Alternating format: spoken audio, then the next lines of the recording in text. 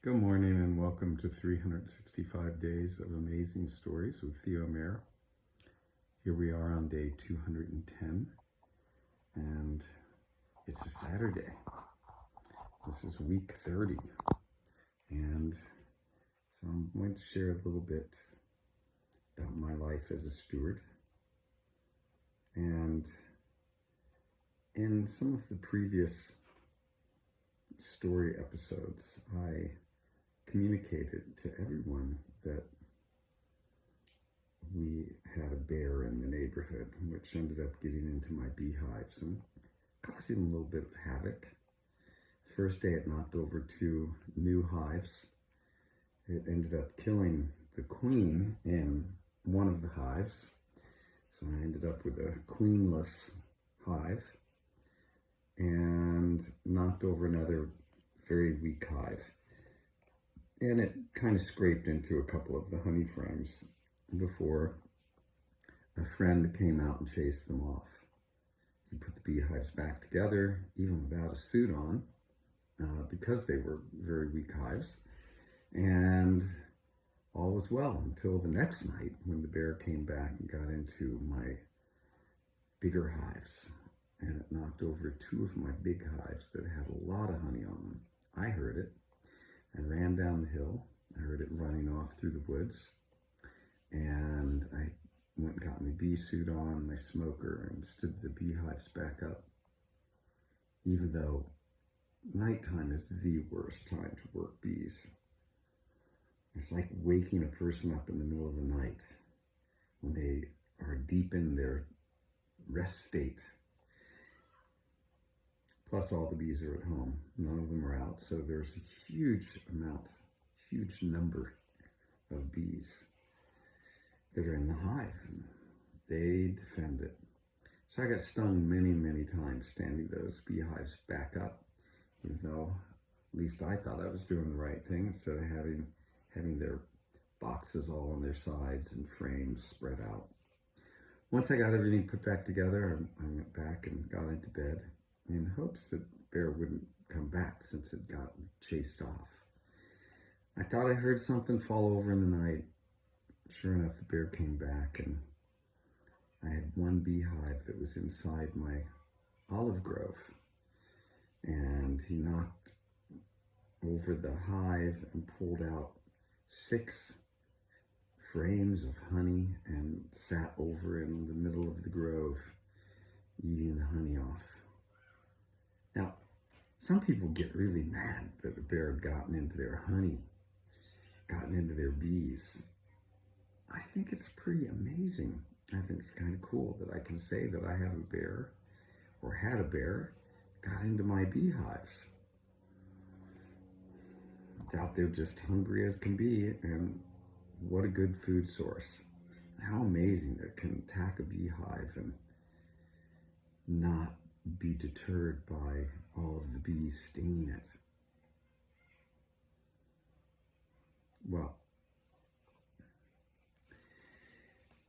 the next day, I stood that beehive up, but I stood it up in where I intended during the rest of the day to build an enclosure, which I did. So I moved that beehive onto a situation. It's a couple of boards that I have that can hold up to 6 hives. And there was only one hive there, and so I moved this hive on next to the other one. And then I spent the rest of the day clearing brush around this area and putting up an electric fence to keep the bear away. It was interesting to hear what people's comments were. There was the immediate, "Oh, I'm so sorry to hear that the bear got into your honey." And I didn't feel sorry. It was like I got to feed some of the local wildlife, some of the most unique local wildlife that we ever get in the mountains. And the bear is like the king of the mountains, king of the forest. There is no other creature in the forest that's going to mess with a bear. They're strong, they're powerful, they have big claws. They seem impervious to pain. I mean, they'll bash through windows, tear off doors, all kinds of crazy things. Bears are amazing creatures. And fortunately, the black bear tends to run from a human, unless it's got cubs to protect. So anyway, I spent the rest of the day putting an electric fence up, and then I had to move 5 other hives down the hill into this enclosure. I couldn't get to it until nighttime, which is the good time to do it anyway, because all the bees are at home. I had to put wire in front of the entryway, tape all the boxes together, and I put them on dolly and took them down. 2 of the beehives tipped over as I was doing this, but fortunately I had it all strapped together and taped together, and it stayed intact. I'm sure the bees didn't like that very much. I did get stung a little bit on those whole endeavors. Numerous times going down a hill with, beehives that are fully stoked with honey. It was a tough task. I did put a bee box out into the olive grove where I had moved that one hive, because I knew that there'd be some stragglers that would come in there. And indeed, by evening they had, before I had moved all those other hives, there was a collection of probably 300-400 bees, and they went into the box.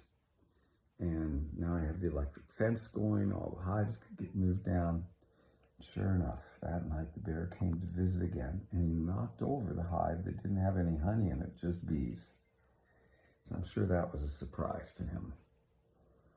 The next night, I think he came back again because we heard a yelp off in the forest. He probably touched that electric fence in some way and was jolted by it.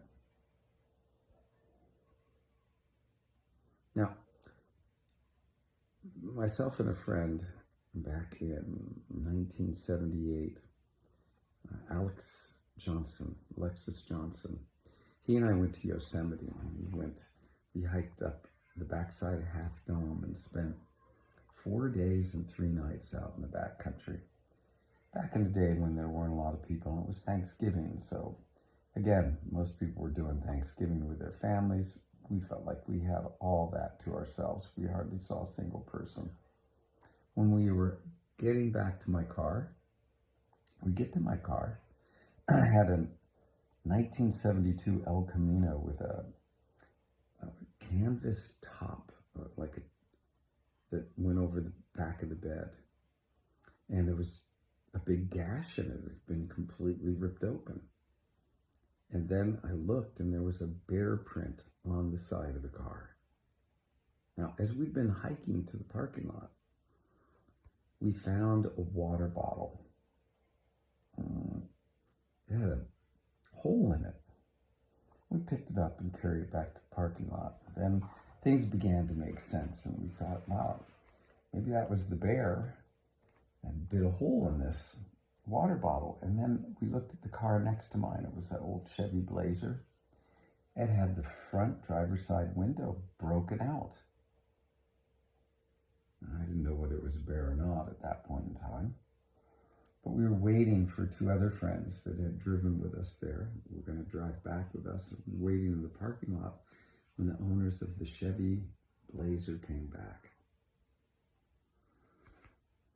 They saw the damage, and of course were a little shocked their car had been broken into.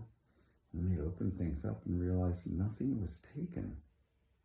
We showed them the water bottle. They looked at our car as well. When they saw the water bottle, their eyes opened wide. Now, in the back of that Chevy Blazer had been a cooler.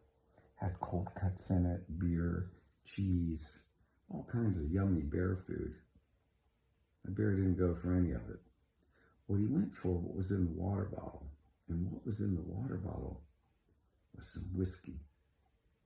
It had been filled with whiskey. Of all the things the bear decided to take, it was that. And I found that kind of funny. King of the forest has to enjoy altering his consciousness a little bit every so often. Anyway, our bear, now this bear had spent a few weeks before it ever got to Long Ridge, where I live, getting into my friend Mark Whelan's beehives, getting into garbage cans and chicken coops and killing chickens and kind of causing havoc. Now, it turned out that somebody in our neighborhood, this is rumor as rumor has it, somebody in our neighborhood took some honey, put a bunch of sleeping pills in it, left it out for that bear. I guess the bear had probably been getting into their stuff. The bear ate it, fell asleep, and they went out with a handgun and they killed it.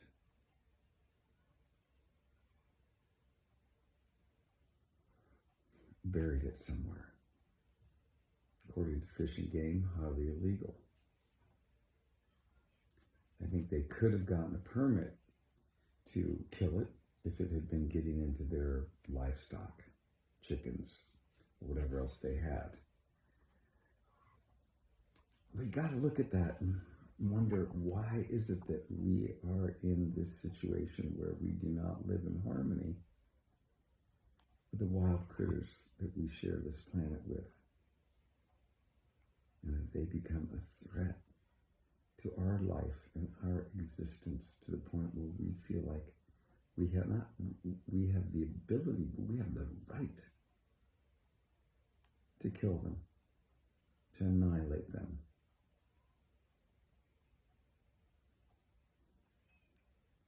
Grizzly bears used to be a regular part of the landscape in California. They were done in. Mountain lions used to roam the entire area that encompasses the United States. And now there are only small pockets of populations. It's an amazing thing to take a flight from the east to the west, from the eastern part of the United States to the western part of the United States, and to look down at the landscape and see that there are only small little plots of forest.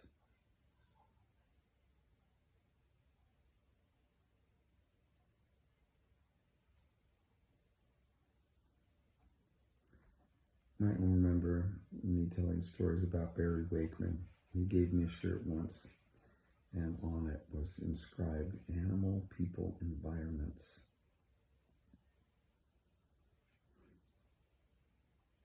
And I think this is what we need to steer ourselves toward.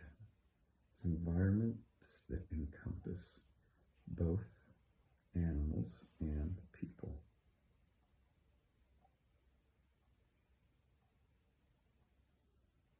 I don't have the answers how to do that exactly, but look at what the electric fence did.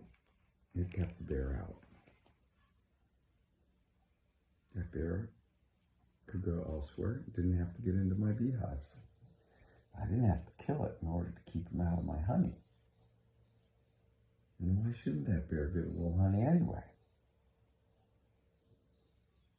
We are in this environment that was originally inhabited by a plethora of wild creatures, most of them which we have evicted.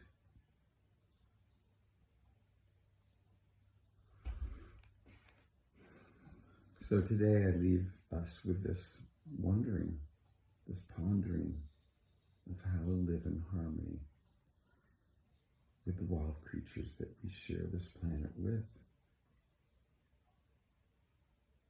It's very unfortunate to me to watch these creatures that brings at least me so much delight to see and hear